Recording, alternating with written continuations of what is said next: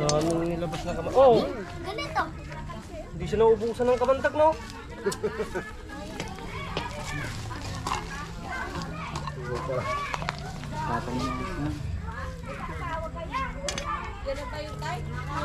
Nalalakit na ko rin.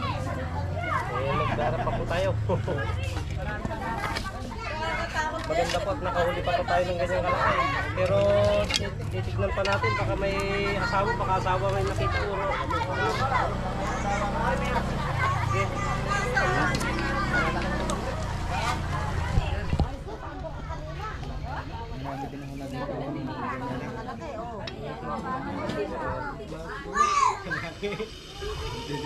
Ito first time ko nakita ng ganyang kalaki ko. Okay, no? Hindi kaya yung sinasabi niya ng Ito ang chismis. dito din, nakabuto yung haka.